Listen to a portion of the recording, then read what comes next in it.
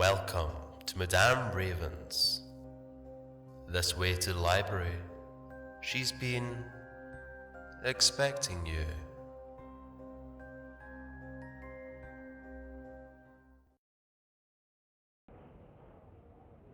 Wendigo Nation, Clementine's Folly, by Bearlair64.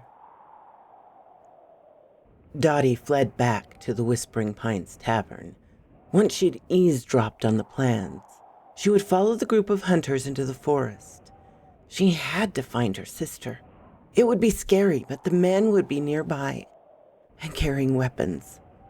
It was a foolish plan, but it was all she had. In my dreams she still doth haunt me, clothed in garments soaked in brine. Though in life I used to hug her, now she's dead, I'll draw the line. Nok Cha adjusted the straps on his costume. He was still strong, despite long, hard years. Yet lately, each time he hefted the construct onto his shoulders, it felt heavier. He pulled at each control to be sure that the puppet would work and would be suitably terrifying to the outsiders, the prey folk. The hunters stood around checking their weapons for any flaws that may have missed and ensured that each edge was sharp, each bludgeon firmly affixed to its handle. He was proud of the current crop of warriors.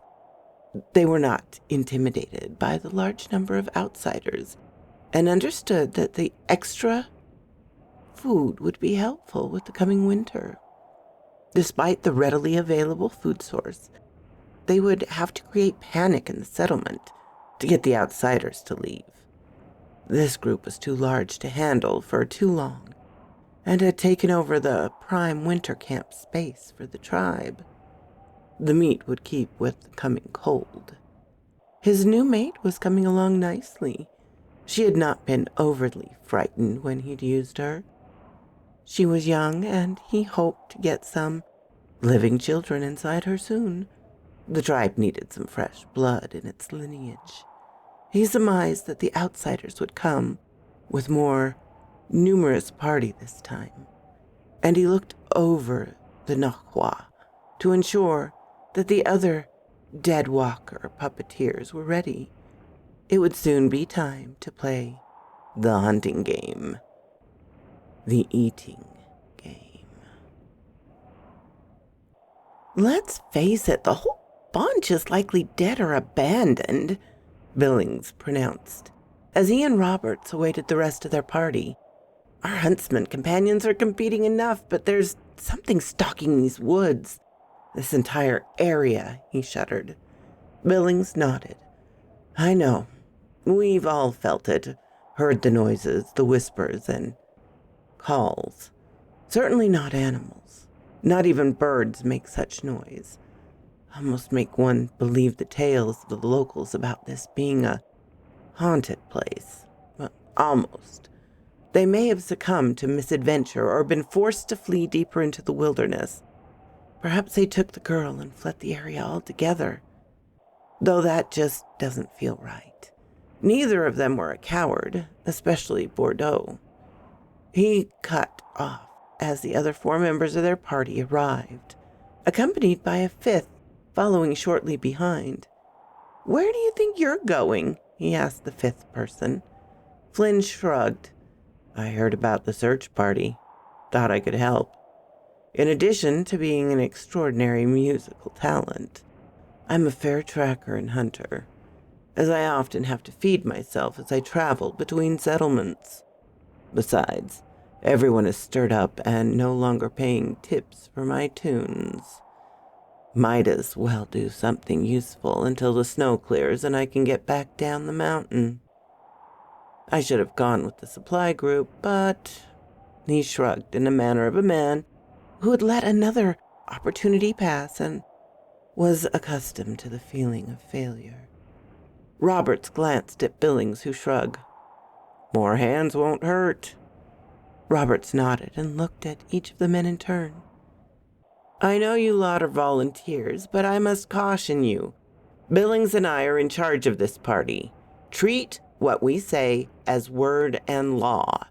That's the best way to succeed. I see that each of you is armed, except for you. He looked at Flynn. Did you bring your bow and rosin bag in case of a fight? The other men chuckled, and Flynn grinned as he moved aside his heavy coat to reveal a large-framed .44 caliber revolver and the handle of a large knife mounted on his belt. Someone has to be ready for the close-up work, he said, as he refastened the garment. Roberts made a sour face and led the men into the forest, following the last known trail of the search party and the missing girl. Behind the last man, a slender figure in furs flitted from tree to tree and followed their trail as her father had taught her before he fell into malaise and strong drink. Nokcha placed himself so that the leader of the band of outsiders would see him. He was prepared to quickly dart into cover, while others distracted the prey folk. They would lead them to where they had ambushed the other group, and along the way attempt to draw away a few of the searchers, one at a time, to make it easier to handle them and better to sow fear among the rest of the party.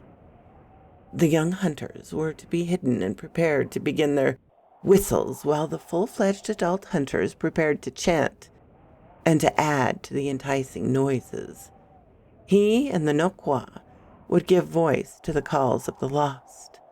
The hunting game was familiar to each of his party. They would feast for a month without having to hunt other game. When the dark-hued man who walked out in front of the prey folk reached the right place, he started the game. He called out in a voice that was fair mimic of one of the previous trio of searchers. Help! Hurt! Billings, out in front of the rest of the party, heard a low, plaintive call from directly ahead. It sounded a little like Claude. He was unsure, so rather than alerting Roberts and the others, he increased his pace so that he could determine what it was. Perhaps the search would be a short one, he thought happily. The voice sounded again, more to his left. He adjusted his direction and again picked up the pace. It sounded like Claude, but in distress, perhaps injured. Off to his right, along the original line of travel, he glimpsed a tall figure through the limbs of the trees, pale, spiky. He paused for a moment, and the javelin took him in the throat. A hard object struck him in the side of the head. Within seconds, there was nothing left but a spray of blood that was brushed by evergreen needles to leave a reddish-brown smear in the fallen snow. "Bill, slow your pace. I've lost sight," Robert calls out to his favorite of the trio of hunters he managed. There was no answer, just a breeze that accompanied the low clouds above, the clouds that presaged more snow to come. Roberts halted the party. A couple of the men started to ask what happened, but he silenced them. Listen! Except for the sighing of the breeze through the trees, there was absolute silence. Nokcha grinned in satisfaction. The hunters had done well in taking one of the leaders of the party. Now the other would be indecisive, worried for his friend, distracted. He ensured that the hunters had moved away from the area quickly and quietly as possible. This was a time for the outsiders to face silence, so that when the sounds of the hunters and Nohua began again, the party would divide and be lured to their individual dooms. So it went throughout the day. Their next victim paused to relieve himself while the rest of the party advanced. They baited two more into wandering into the woods. The tall one with bright red hair had tried to stop the second one from leaving, but failed. That one had alerted the lead outsider when he fired the big pistol into the trees, and then they'd come into the trees as a group. Nokcha feared that they had learned their lessons, and the hunters were forced to leave behind the meat. So he called off the hunt. It was time to spread terror in the main camp, where the diggers removed the pretty yellow rocks from the cavern, the place where his tribe wanted to spend at least part of the winter months. Besides, he wanted to pause long enough to take a look at the new prize, the one who had followed the party of outsiders, who looked something like his new mate. Perhaps he would give her to his best Nokwa. Black Cat Petit Pas was tired. He'd worked his entire shift and then gone to the Whispering Pines to have a romp with Nana. After that and a few drinks, he was ready to sleep. As he neared the cabin he shared with one of the other miners, he heard an odd noise that came from the trees at the edge of camp. A strange whistling sound, just at the edge of hearing. Probably just the wind in the firs, he murmured. Fatigue's getting to me. Maybe too much booze. Come, look. Nice. He definitely could make out that sound. Like the Horse Sisters, maybe Winnie or Dottie. Too sweet for the other two, but somehow a little sickly. He knew that 2 girls were missing. The entire camp knew by now. Maybe they were lurking out in the woods. Maybe hurt. Maybe just in need of a break from all the miners. He'd tried to be kind to them. Maybe he should go see. He sighed wearily and trudged towards the sound of the voice. After losing the 3rd volunteer, Roberts turned the party back towards Clementine's Folly. They'd lost Billings and 3 others and were now down to 3 of 7. He'd planned to stay out all night, but he knew that whatever was stalking them would finish the job if they failed to seek reinforcements. They'd found the body of Archambault leaking out of the last of his lifeblood into the snow. He'd consider staying to look out, but Flynn had talked him out of it. The man had good sense and appeared to have a cool head. That was the role that Billings had filled, though the man had been his friend and rarely attempted to rein in his actions. Flynn had missed, but at least he'd drawn and fired a few rounds on their behalf. Give us a song, Flynn. We need cheering up, and our friends out among the trees need to hear the songs of others for a change. Let 'em hear a terrible voice chanting. Flynn was a little surprised, but then chuckled. I hope my voice is not as bad as all that. He cleared his throat, took a sip of water, then cleared it again, then cut loose with the minstrel boy in hopes that it would rouse the men of the party to stay alert and keep their courage close to hand. It seemed to be effectuous, and after a few hours of straight trudging without being slowed by attempts to track, they made it back to the edge of the settlement. They headed straight for the Whispering Pines Tavern. Every man in the group wanted a drink, yet they saw a gaggle of bodies at the meeting hall and heard a rumble of voices. There were too many bodies. It was clear that no one was currently in the mine. They were all present for the meeting. As the new arrivals pressed into the crowd, Robert led the way. Many of the miners feared the hunter and stepped aside for him. As the group made their way inside, they could hear Luke Preston from where he stood on a crate at the front of the building. I agree. The supplies party should have been back today. If we don't hear from them by the end of the day tomorrow, we'll send out a search party. He noted the new arrivals and registered the haunted look on the face of the chief hunter. Speaking of which, Roberts, where's Billings? He looked at the 3 men who stood before him. For that matter, where's the rest of your party? We lost him, and 3 others. We turned back to get more men to help search. We told him what you said about going into the woods. Billings heard it from you directly.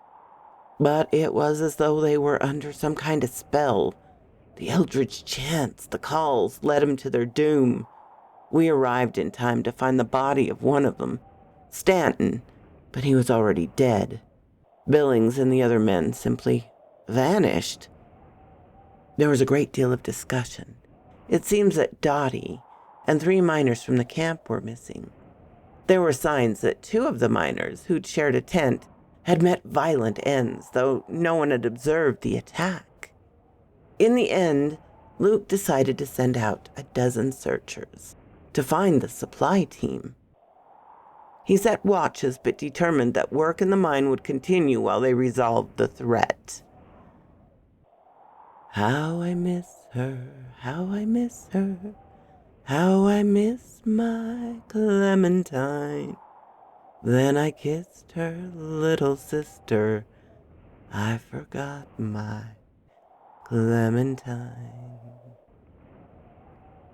Luke continued to rotate the miners through their shifts. Since it was best to keep them busy, he took turns digging and shifting as well. He preferred that to standing watch. As the latest shift wore to an end, he realized with a sinking heart that the supply party had not returned. He would have to either assign or lead a search party for them. He took his current load to the shifters and returned his tools to the storage rack, then wearily made his way to his office home.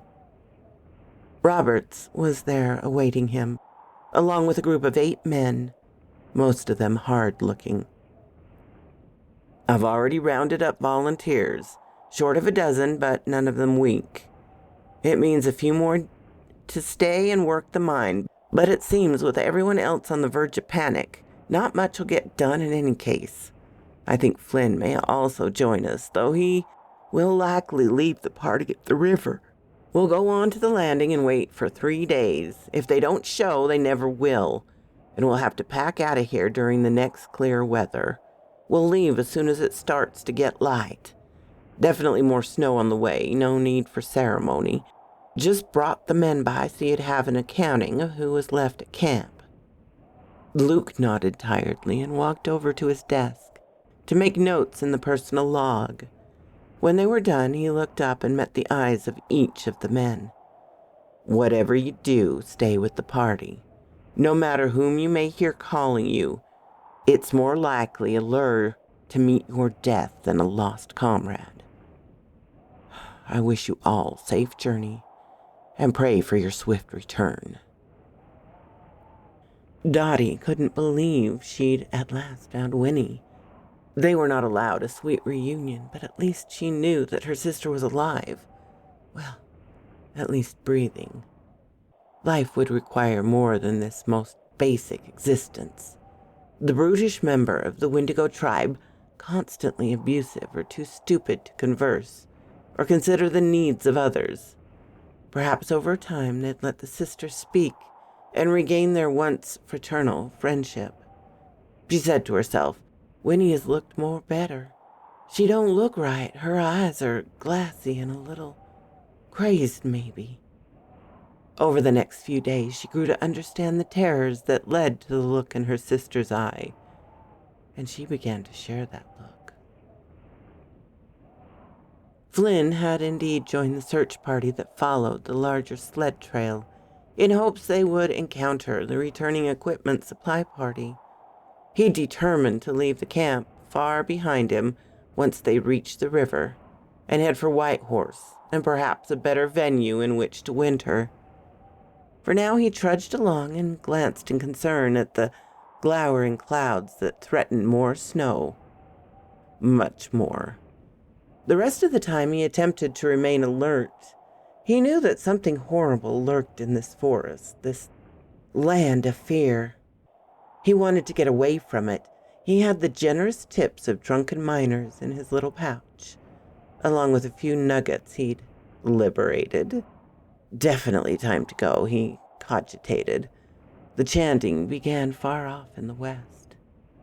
He knew the sounds would grow louder, more enticing, So instead of the reverie to which the calls invited him, he determined to alert the others. "Be alert. There's a chant from the woods. If you listen too deeply, you'll stray. If you stray, you'll die. If anyone runs into the woods, he's dead. Forget him." Roberts grunted from the near of the front of the line. "Yes, ignore 'em. Be aware in case of a general attack, but mostly they want to lure us out there alone and take us in a way that's easier for 'em." One of the miners spoke from the middle of the column. "Don't sound like no them. Sounds like one booger out there in them trees." Robert answered. "Regardless of the sounds, the track indicates a numerous party. They attempt to obscure their trail, but we almost caught them on their last foray, and they apparently lacked the time to sufficiently cover their imprints. Flynn, how about a song to drown out the horrors of this forest?" Flynn obliged, and soon the entire troop was singing along, and the chants faded as they moved down the mountain towards the river. The snow started as they made camp near the water, thick and quick, obliviating their view as they sat huddled around their fires. Nokcha smiled. The tribe had sent off the outsiders' party with a reminder of what awaited them if they tried to return. It was now time to devour or drive off the rest of the group. It was down by nearly half with the meat they'd taken and those who'd left in groups. The true effort would begin tonight. They would take at least 4 of the miners from their tents.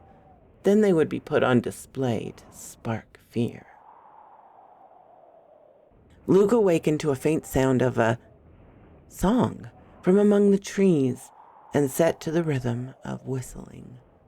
Snow-filled winds. It's almost like Flynn! He rose and quickly donned his warm clothing and boots, then picked up his Winchester on the way out of his dwelling.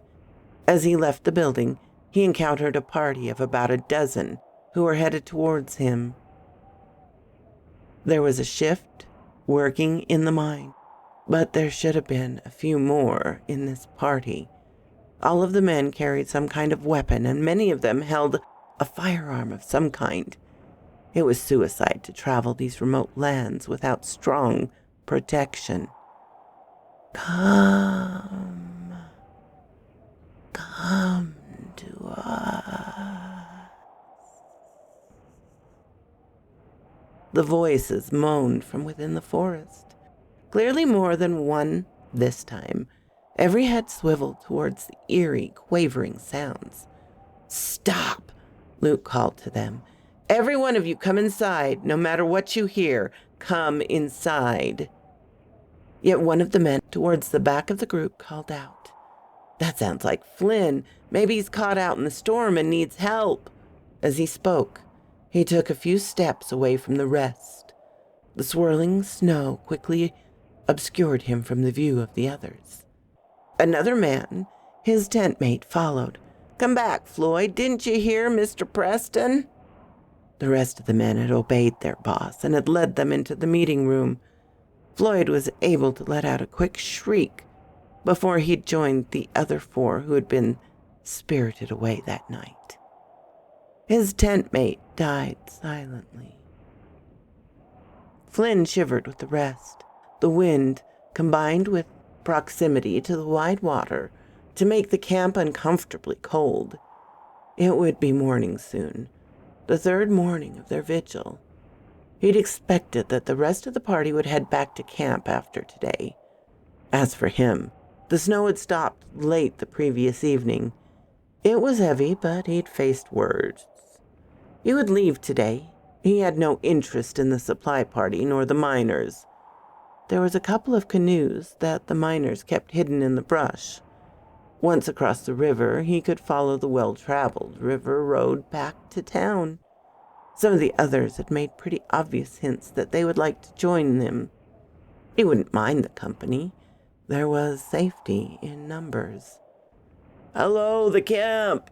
voices called out from the sled trail. Flynn and the others looked up as a group of people in a gaggle, some of whom appeared wounded, descended the sled trail from the direction of Clementine's Folly. They were soon recognizable miners. Once they were closer, the man who had called to them spoke for the group. The rest looked exhausted or in too much pain for conversation. "We have to go. Whoever or whatever haunts this mountain has beaten us. We're carrying as much of the cash as we could. We'll split it with your men, but we have to leave this place." Roberts looked over the group, which included Nana, who sported a large bruise on her left cheek and dried blood around her mouth. "Come on to the fire. We'll gather some more wood, and you can tell us why you have apparently mutinied. Before that, Luke, Mr. Preston, did you kill him and the others?" The man shook his head. "Of course not. We all liked the man. The deal he gave us to help him mine was uncommonly generous. It's just, well, we can't spend it if we're dead." Later, around the fire, the spokesman, Castor, took up the tale. "We'd stayed in the meeting house until the next morning. Then we searched the camp. None of the miners had returned, but we found the girls at the tavern, the two who were left. Anyway, Luke rounded up the entire bunch and herded us to the mine. The shift members were still there. We all gathered around and took account of what we had by way of supplies. We carried all that we could to the mine. Mr. Preston let us in, setting up a little fort at the front of the cavern. We set up watches. Everything went fine for a while. Then the chanting started again. This time it echoed throughout the cavern, like some sort of tortured spirits. The girls curled up together and cried in fear. Some of the men may have well joined them." He had sunken further into the memories as he spoke. Then he looked up. The sounds were no longer coming from the forest. They were all around us. We knew he had to make a break. The mine was the source of the haunting. We decided to convince Luke, but he wouldn't have it. He took a handful of volunteers to the deepest part of the mine. While they were gone, the rest of us broke into the ore stores, shouldered our supplies, and left. He shuddered. They came back up to the entrance, and we had a fight. I don't think any of them was hurt too badly. He looked away as a rumble like distant thunder sounded up from the mountain, and all heads swiveled to investigate. Robert spoke first. "That wasn't thunderstone. We all know that sound. It was a deliberate blast from TNT. Oh, my darling, oh, my darling, oh, my darling Clementine, thou art lost and gone forever, dreadful sorry Clementine." Luke and his last 4 miners had gone deep into the mine.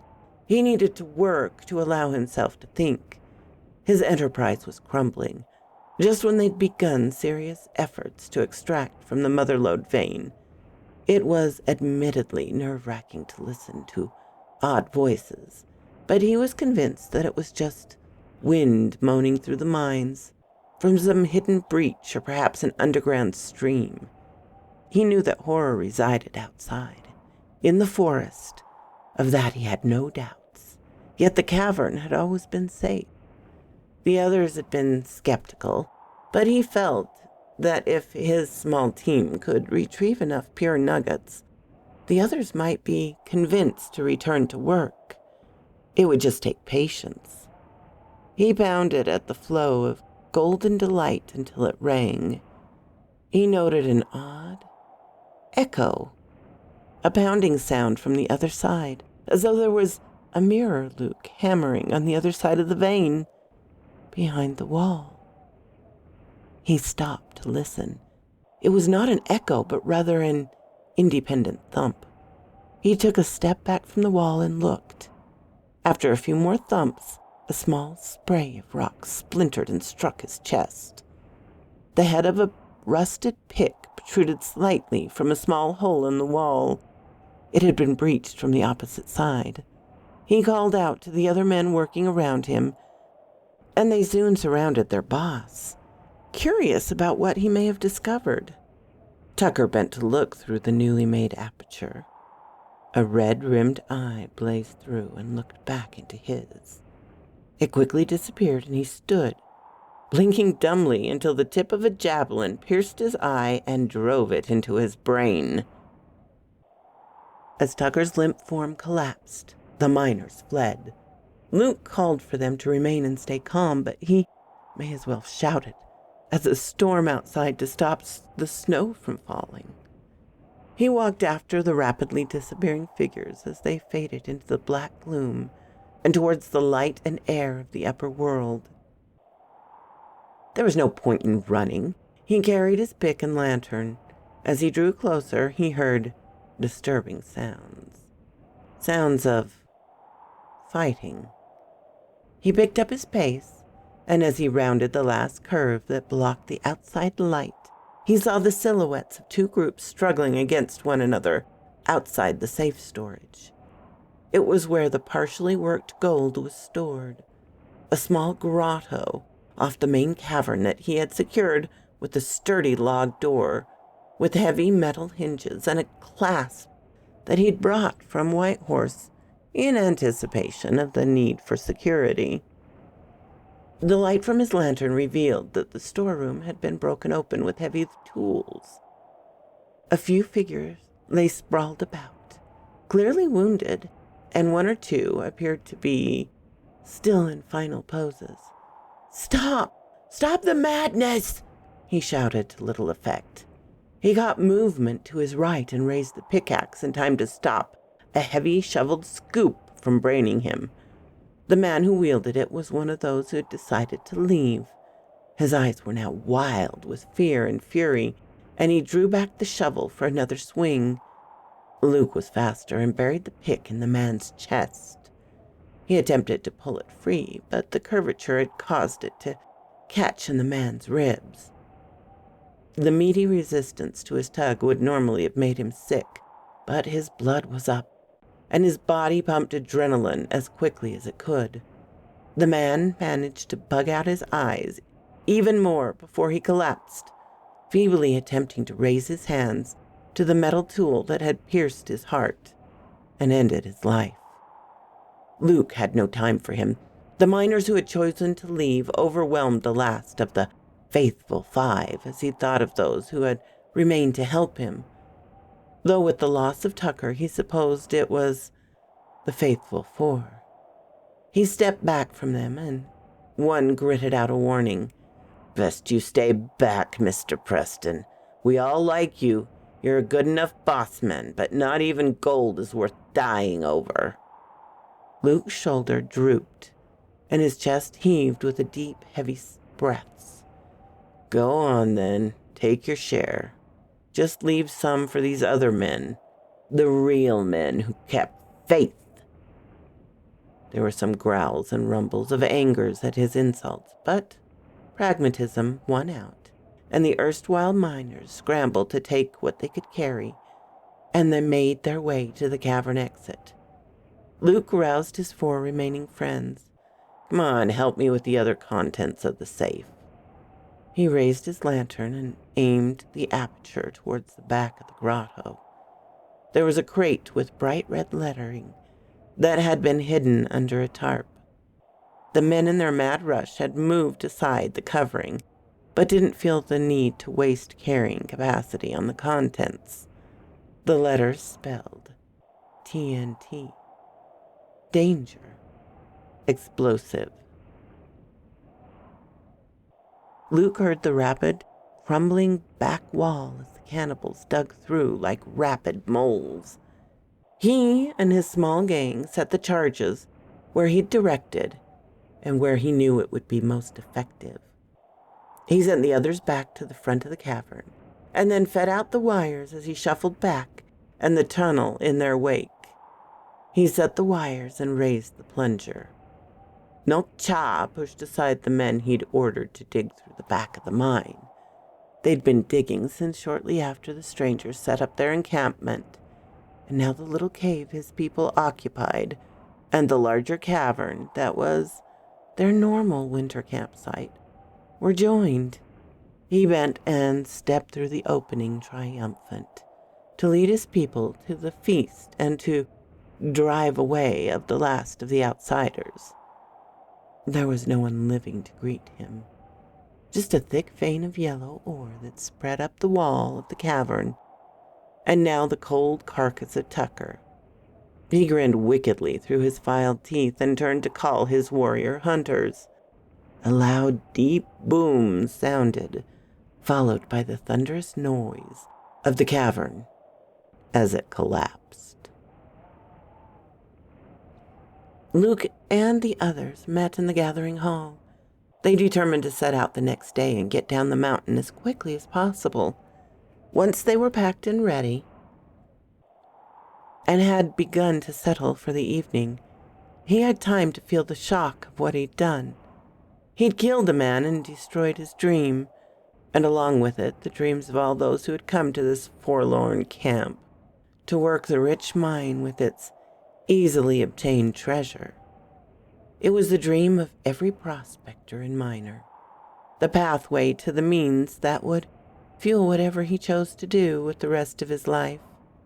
His pack now held just slightly more ore than it had when he had fled the first disaster. His final thoughts before drifting into a fitful doze, rife with nightmarish images from his subconscious, were of failure and folly. Clementine's folly. The Noqua had survived the blast, though at least one of them would never hear again, and another had suffered a broken arm. The one who was left relatively unscathed assumed the role of Nokcha. The others felt that it must be the will of the spirits, since he had no visible wounds. Many of the tribe had been pushed outside while the warriors had dug through the last bits of wall to reach the meat folk. It took some time to settle things, but eventually they decided they would need to take over the mining camp to survive the current snowfall. First, they had to clear out the last of the miners. A feast to commemorate those lost, to celebrate their victory in driving away the outsiders, was in order. "Mr. Preston, Luke, wake up, we got company." Luke pried open his dry, swollen eyes to see the face of Farmer, a youngish man looking down at him in concern. "We have only your rifle and the old pistol that Pete has. 2 of us have picks and Roscoe has a wooden axe. We could hear the cannibals raging and rooting around the other structures. Pete took a peep outside and they seem to have gathered at the Whispering Pines Tavern. We need to get ready. They've started." He was interrupted by a loud, whistling wail, not of wind, but of a tortured soul. It was followed quickly by chanting. The sounds did not begin quietly, but rose in a cacophony and turned into screeches and howls. The men were on their feet. They had a total of 12 rounds of ammunition between Pete and Luke. Those 2 stood at the front, with the others ranging behind them. The outer door slammed open and the inner door rattled furiously. "Let us in," the voice of Robert screeched. The door splintered, shots rang out, and people screamed in fury and agony. The fight to the finish was joined. The next morning, the equipment supply party floated into sight. Flynn was relieved. They needed all of the rafts to make it back to Whitehorse with the swollen range of refugees. Yet they would make it. There had been no sign of Luke Preston and the others. So shortly after noon, they began to ferry people across the river. They would take the large trail that passed as road back to town. He looked around at the shattered faces, a couple of them literally broken from the fight in the mine. He noted Nana looking back up the slope. They would be in the last party to cross. "What are you looking at, girl?" She did not answer at first, and he realized that she was likely looking with some last shred of hope to see her sisters. Naka had never made it to the river. She left the party along the way and never returned. He was a little startled when Nana finally answered. "The old man of the mountain is watching from behind those trees, making sure we leave. Probably best we never come back." Flynn assumed that she meant some native superstition, a forest spirit. He took her by the arm. "Come on, time to go," he said in a low, calm tone. As he helped the young woman aboard the raft, he glanced back into the shadows of the trees and saw a face. A large face with crude, primitive features and glaring, savage eyes under a beetling brow. He blinked and shook his head, then scrabbled at the handle of his big .44. When he looked again, the face was gone. Perhaps it was never there, he said to himself. I will definitely have to compose a ballad. So quoth this raven. So fun. Shades of Sonny Bean, to be sure.